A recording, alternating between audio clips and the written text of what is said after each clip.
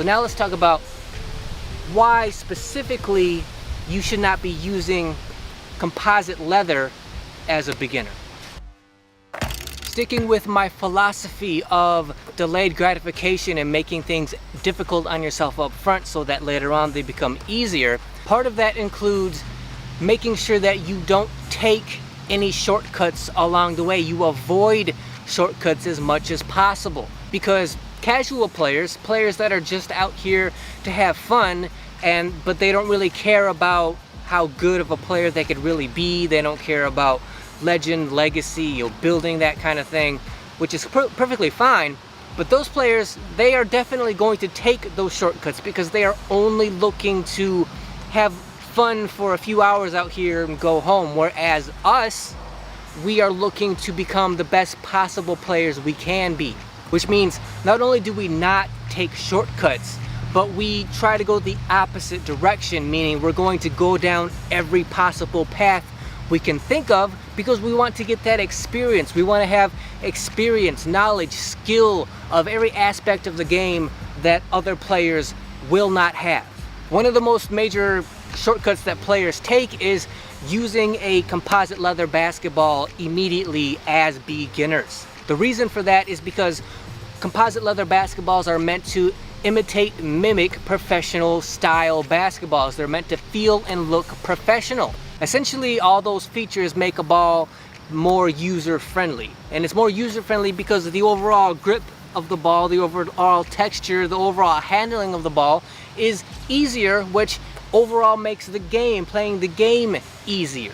Thus, using a composite leather basketball or balls that are in the style of composite leather, making it feel and look professional, is kind of a shortcut. That being the case, we don't want this shortcut. We want to eliminate this as much as we can by sticking to basic rubber basketballs and then doing slight upgrades every time you need to replace them. Now you may be thinking to yourself, well, everybody that you know, they have composite leather synthetic style basketballs. You're the only one that shows up to the park with rubber basketballs. Wouldn't that kind of put you at a disadvantage when everyone around you is using composite leather and you're the only one using rubber? Well, the truth of the matter is, when you were talking about outdoor recreational basketball, in my estimation, at least the majority of the players you come across are probably going to have composite leather basketballs. They want to do that because it makes them look and feel professional, right?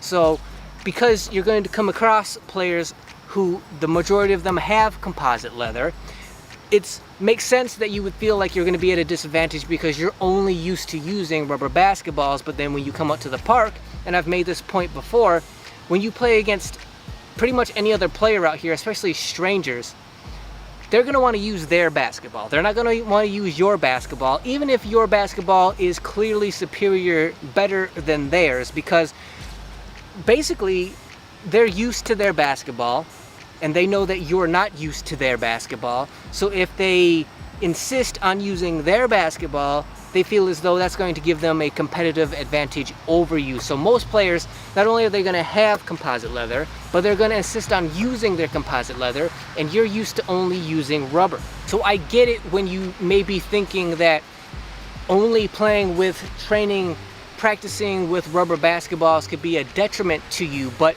the thing is, that's good. I'm aware of that. We want that.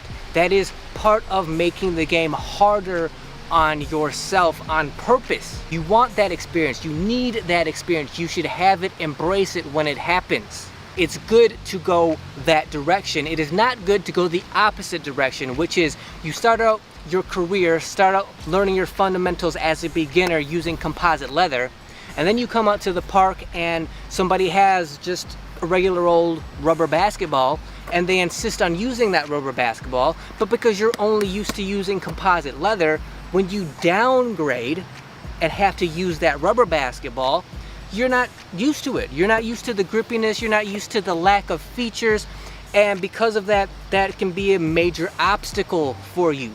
Going that direction, that's not good. That's not progressive for your career, right?